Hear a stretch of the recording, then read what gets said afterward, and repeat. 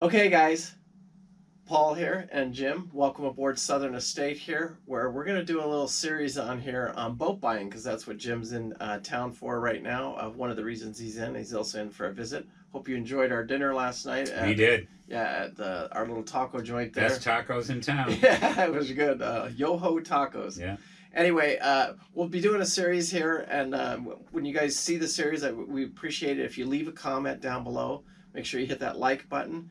And subscribe to the channel if you haven't subscribed to the channel. Make sure you go. Conversation going, yeah. Yeah, and make sure you go to Cat Boat right now. That's the name of the channel, and just say hi to Jim. And as he makes that transition over into the trawler. So anyway, we appreciate him here, and we'll get on with the videos. Okay, guys, welcome back with Jim and Paul here. And today we're going to keep going with our Buying the Trawler series. And today, the last video, we talked about who loves the boat more, the buyer or the seller. Yep. And I hope you guys all learned something from that. But today, after we've taken the love affair out of it and we're getting down to the nitty-gritties, we found a boat. We found a couple of boats now, and we've done a survey on one. You know that from the last one. But now we find another boat. So now what are you doing? Where's your head at now that the survey went bad on the first one? One of the things I then knew I had to do is I have to go back into the market. I've got to find a boat, because my goal was basically to have a boat in Boston by the summertime. And so we had to start looking at the market. There were two boats that were available up in the Boston area, and I wanted to look into each one. I know that you made a couple phone calls on my behalf, and but the problem is I couldn't see them because they're up in the hard, and it's 0 degrees out and I can't see it.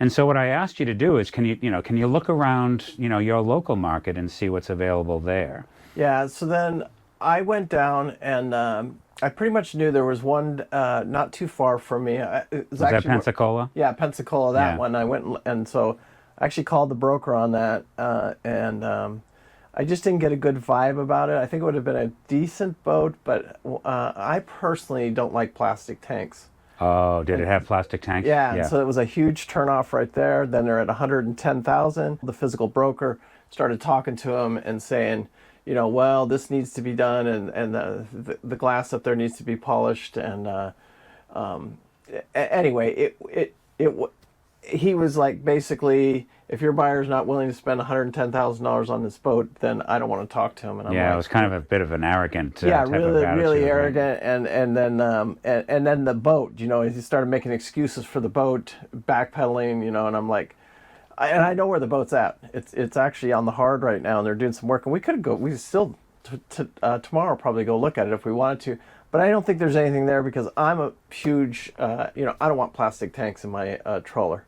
And that one has plastic tanks in it. So the tanks have been replaced, which is good, but they went with plastic tanks, and I'm just not a huge fan of that. Yeah, it was almost like a shortcut. Yeah, it really is. I mean, it's a cheap way to do it, and, a less expensive way, but it's not the right way.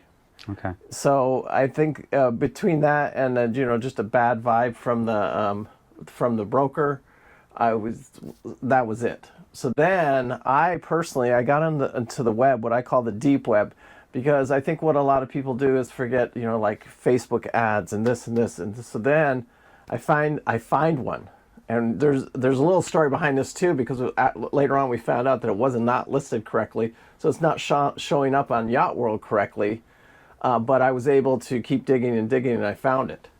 And then we started inquiring on it. But you know what?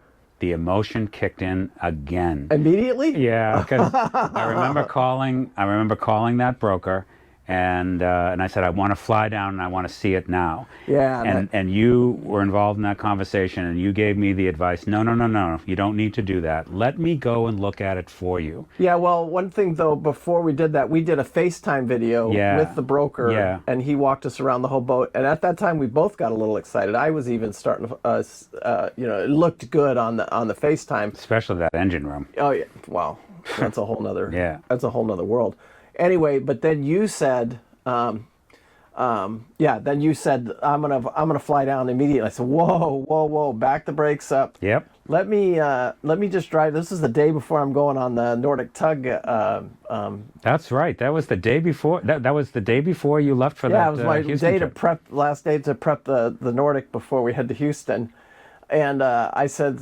So I got up at 4 o'clock, and I don't even think you realize that, but I got up at 4 o'clock in the morning. Because it was a 3-hour drive. Yeah, right. It's a 3-hour drive, but it's still not. That's better than you jumping on an airplane. That's an all day and then 2 days and very expensive. Anyway, so I said, let me just jump down there and just put my eyes on it.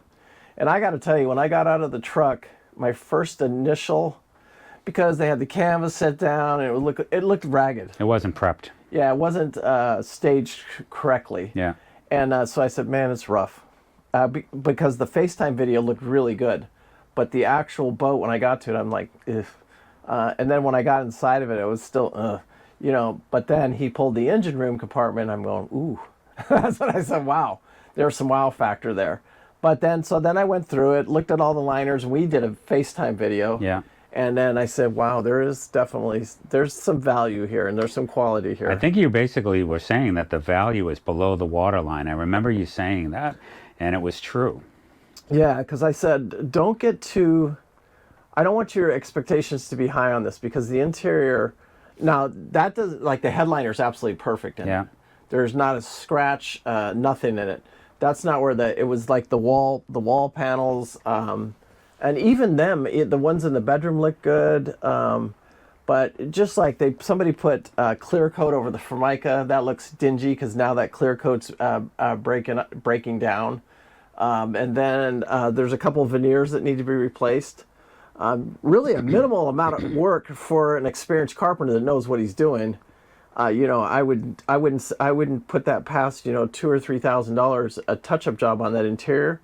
That now you're selling that Grand Banks, and then you put about $6,000 to the right person into that boat, messing with that teak. Yeah. So anyway, but I didn't want your expectation, because I thought it was rough on the inside. So then. But the discussion I think that you and I were having, though, is that where my priorities was to find a boat with the right bones, where all of the important things were taken care of, and then everything else is cosmetic and can be fixed. Right. And I think you were there. I think this boat was there. Mm-hmm. And then I knew we had to act fast, but you still want to come see the boat, but you need to tie this boat up. I think after talking to me, from you just seeing the couple FaceTime videos, you were ready to probably, I don't want to get into exact numbers here, but you were somewhere, and I was like, let's just back off a little bit. And we really talked about it for about an hour. Because there was a process to knowing how to price your offer. Yeah. And, you know, you start from the bottom up. You don't go from the listing price down. That was a very important lesson, I think, that you taught me. That you start with the buck value and then you work your way up from there. Yeah, right. Because there is definitely a buck value on every boat, and the buck value is what the insurance company looks at and the bank looks at. Right. And so they're valuing the boat at a certain price. So that's really where any boat should start from. And when you're going too far past that, things can go out of control really quickly. And I think, you know, especially that love factor. So based on that discussion, you and I had a strategy in mind of how to make the offer, and so I called the broker, and then I gave him that offer, and which I kind of set him up for what was to come. Just I think he had. Oh, that's right. Head. That was the day before. Yeah, because so he had it kind of in his head what was gonna where this offer was gonna be, because we're looking at the buck value, and then we're looking at the amount of work that needs to be done to the boat, because every single one of these boats are listed at $110,000. That's right. You see some of them in that 79s, but when you start seeing those prices, that it's got deck issues or it's got tank issues, or deck issues are very expensive. We'll talk about these in other videos. We'll talk about tank issues in another video coming up here, because I think that's the next one, because that's how we lost the first one. You just didn't want to deal with the tank issues. But I really don't think you want to deal with too much deck issues neither, because that can get very expensive very quickly on you too. So, but anyway, so then I think we had a price, and I said, if you go too low, he's not going to, we're wasting his time and our time. And so then I think you came up with a fair price. You made him an offer, and they accepted it. Well, what I found interesting, the other thing that we talked about is the strategy of how to make the offer, because We wanted to come up with the right number that we thought that the buyer might be interested in, but we didn't want to get into a back and forth negotiation process. Yeah, I didn't. I'm not. Just me personally. I don't want to do that. So I just wanted to make it. Let you tell. Just be crystal clear and upfront. You know what I'm saying? Right. And in other words, determine what the real market value of the boat is, and then go in on it, and then basically say, listen, this is my offer. And it's good for as long as, you know, as long as we, you know, we need, you know, until I found another boat, for instance. Yeah, right.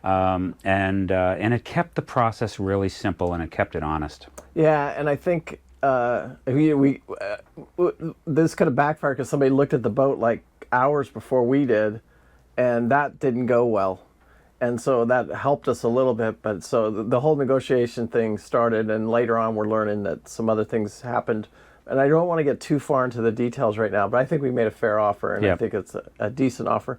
Okay, guys, so we're going to end this video right now. Anyway, again, appreciate you guys so much. Make sure you hit that like and subscribe button, share it on your social medias, and you know, leave a comment down below because it's super important. And we're supporting Jim through this whole thing, but also, and as he makes that transition into his channel and everything like that, and into the trawler life.